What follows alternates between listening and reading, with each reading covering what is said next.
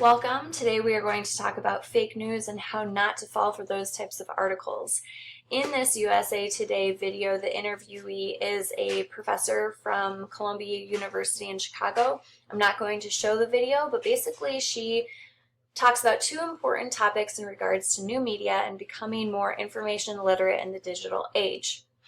So the first one is she talks about echo chambers, and this Washington Post article kind of talks about in more detail a little bit about it. The highlighted portion dives into what it is and what confirmation bias is.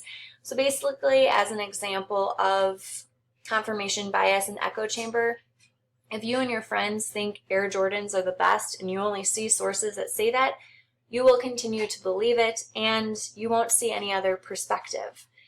The other topic that this video talks about is how we're going to stop believing fake news. And that starts with you guys and learning to find credible sources when you're on your social media account or researching for a project.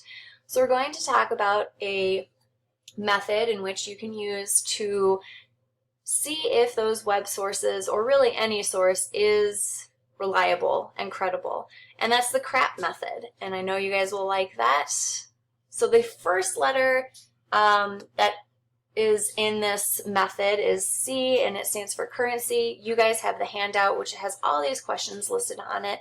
So just look at that whenever you're testing out a website. So currency, again, stands for timeliness of the information. Normally, it needs to be within 7 years of its publication.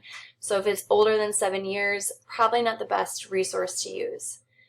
The second letter is relevance. So this is basically asking, is this information relevant to your topic that you're researching? Is it actually answering questions for you? The third letter is authority. And this is who the author is, what website is the URL ending in, and what can you find out about the author. So if you can only have like a name of the author, what I would do is Google search that person to make sure that they actually do have qualification to be an authority of that topic that you're researching. The other A is accuracy. So is it reliable? Is it truthful? Is it correct? And you can look at these questions in order to answer that. And then the last one is purpose, and this is why the reason why the information exists. So is it to inform, to teach, to entertain, persuade? Is it propaganda?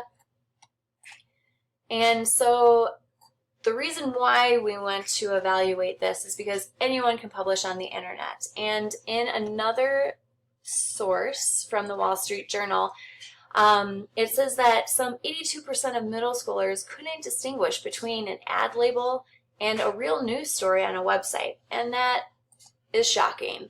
Very scary. So what you want to do is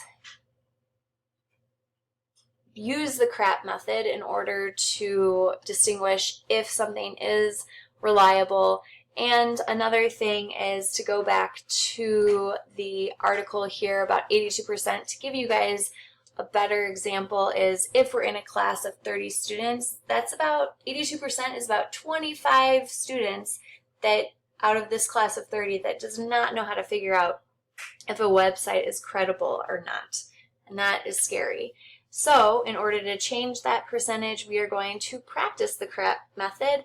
And you guys are going to look at if this website here is credible or not. So you guys will have time on your computers to play around and use the CRAAP method with this website. Have fun!